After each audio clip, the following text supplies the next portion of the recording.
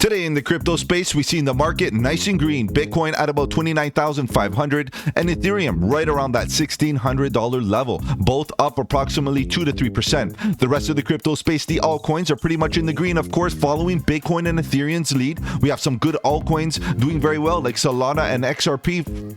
However, guys, today's video, I want to talk about the general market. I want to use Bitcoin as a leading indicator, but more importantly, I want to focus on Bitcoin's price action to kind of see what is Bitcoin doing in the immediate short term and how could Bitcoin affect the altcoin market. So you know what? Let's talk about the news, let's analyze the charts, and let's strategize to capitalize.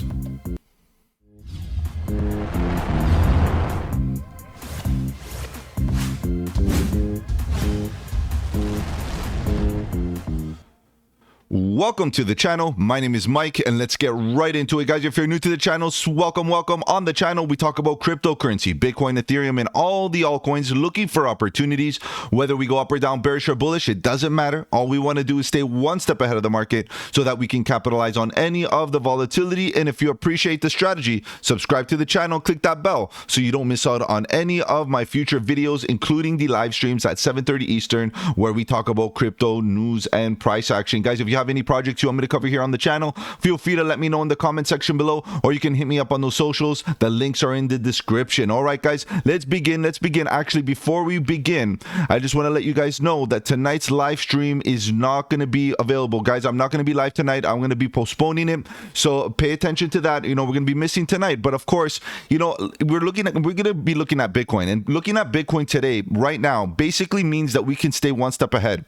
You know, keeping an eye on Bitcoin has been working out absolutely perfectly for me as a trader, and for the community itself. Looking at Bitcoin right now is actually perfect. We were anticipating Bitcoin potentially getting to overbought territories, and that's what I was mentioning, why it was risky to actually short the market. Yes, we had some indications that potentially we could be rolling over, but ultimately, the overbought conditions are where I like to get into positions. And we're going to talk about Bitcoin, of course. We're going to focus on Bitcoin in today's video and kind of come up with a plan to see how Bitcoin could actually affect the altcoin market. But before we do that, let's take a look at the general market. Let's see what's going on here. Ethereum getting a nice pop to the upside as well, pretty much following Bitcoin's lead. And you can see all the altcoins are pretty much doing the same thing. Now, just keep in mind, not all of them are in a huge pump. Not all of them. Like, a lot of these altcoins are not really doing much, to be honest. They're still within range. Like even Litecoin, that is up 3.4% right now. It is still contending with the previous high. It's still structurally being supported, right? We could get a rejection and come right back down to where it came from. So this is something that we got to understand. Polygon Matic right now is looking like it hit that 1.27 extension, which is a decent level, right? Nonetheless. And then we can see like many other altcoins, like let's see what else we have. Tron looking pretty good, still up approximately 1.6% in the last 24 hours. That's healthy. But even look at Dogecoin reaching those previous highs. Of course, the risk to reward ratio when that happens is not healthy. So you got to put yourself right now in a stance where, you know, maybe the bulls are going to be considering, you know, de-risking, or maybe the bears are going to be potentially looking for a healthy risk to reward ratio opportunities to short the market. And this is where it's very you know, it's very beneficial for you to be able to look at both sides of the argument, build a thesis on both sides of the argument, and then choose the thesis that actually proves a little bit more strength. And in this case, we should be looking at Bitcoin as that leading indication, because Bitcoin right now is in an overbought scenario on the daily time frame. We're going to take a look at Bitcoin in a second, but you can see even AVAX got that pump. No higher highs, none whatsoever. We're still within a structure. We're making a lower high, in fact, lower high on SHIB, lower high on AVAX, lower high on Uniswap, and the list keeps on going. Although we see a nice little pumps through the market, you know, the question is, are we making higher highs?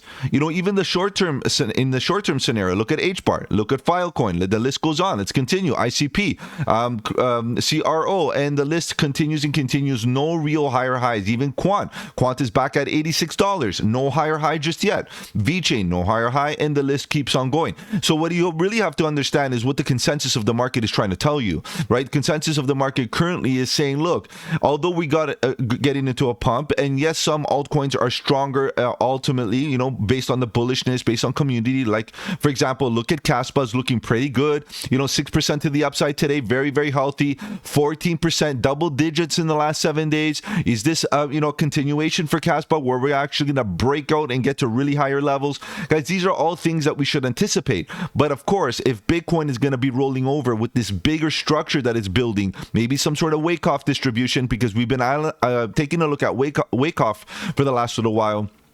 And if it does roll over, you're going to expect that altcoins are going to take a hit as well. No matter how bullish the project is, no matter how strong the community is, the FUD and the emotions will attack. And then that's when you start to see individuals do, make decisions that are not very sound. So right now, we're pretty good. We're nice in the green. Just keep in mind that we were red for the last little while. And this is a nice relief bounce to the upside. Now, of course, we're seeing a lot of the Bitcoin narrative related coins do very well, such as BSV looking really good, and I'm sure Stacks is doing really good. Look at that, nice pullback in the last little while, but nonetheless up 26% in the last 7 days. Of course, part of that Bitcoin narrative, Stacks being a layer 2, let's say, on top of Bitcoin, and that's how we now can see basically smart contracts being built using Stacks. So that's really interesting in itself. But still, like ordinals and all these other currencies or crypto projects that are basically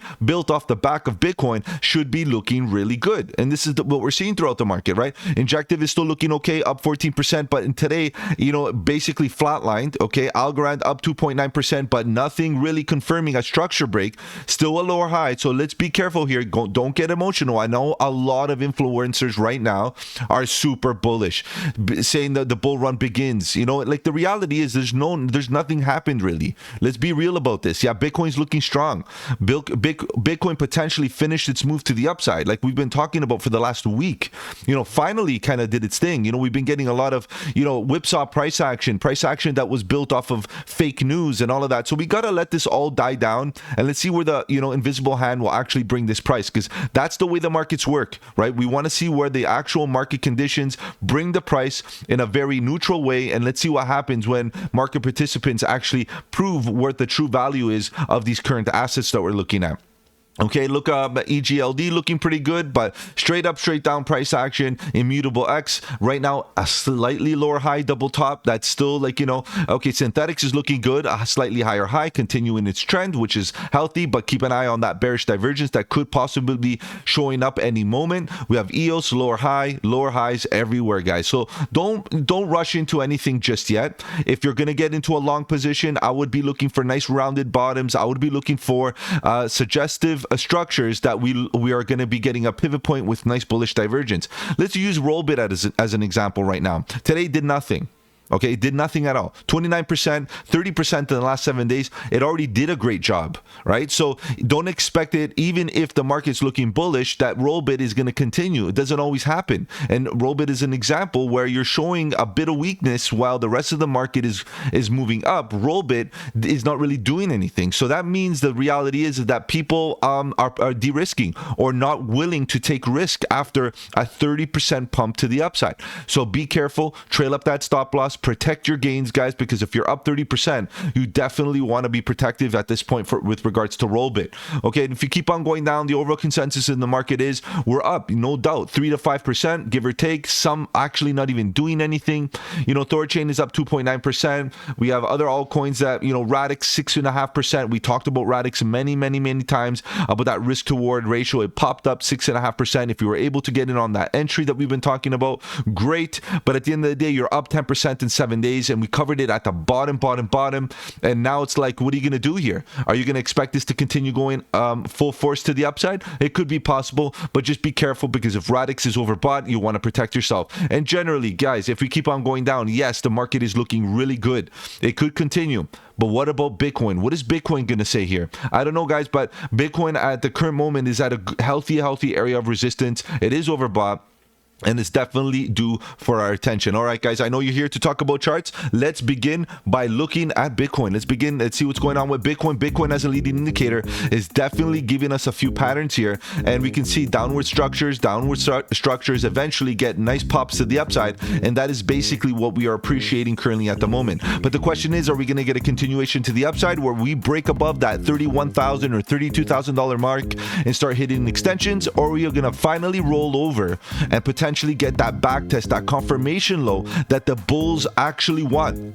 Although coming down to those levels does look absolutely bearish, the bulls that have cash on the side, that have huge basically cash on the side ready to deploy, are definitely looking for that confirmation low. Okay, I am waiting for that confirmation low because that will give me the confirmation that the previous low on Bitcoin was the absolute low. Now, does it have to happen? All of this is statistical probability, and this is can be seen on all time frames, including the daily. Okay, so this is what we've been talking about on the daily. Just to give you a recap, the risk to reward going short or long was not healthy here for Bitcoin, where we were covering it for the last 2 days. While Bitcoin was kind of in this zone, right around here, between 28,000 all the way down to about 27,000, all within this consolidation, it wasn't a healthy risk to reward ratio. Why? It's because we had a scenario where the price had the option to get overbought, okay, which right now we're pretty much entered the overbought condition,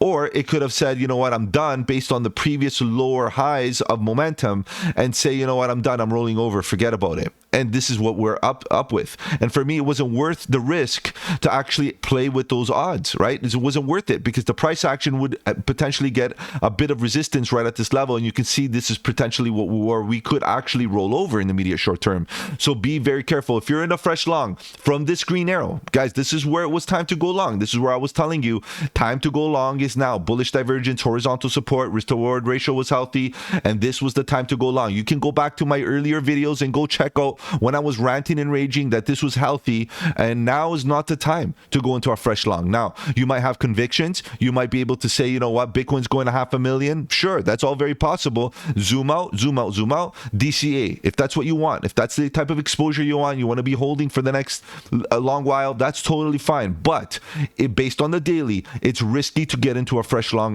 currently at the moment. It is, based on the overall conditions. Let's take a look at this momentum. You can see that the RSI finally get to overbought conditions. We're there. We're overbought.